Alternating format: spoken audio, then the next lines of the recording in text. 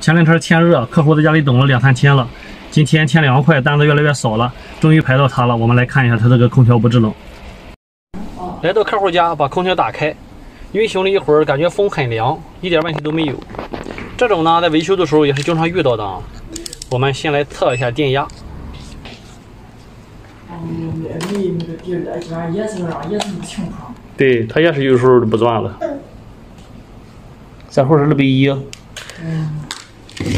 你看，电也凉快，它用电少，它就电压高。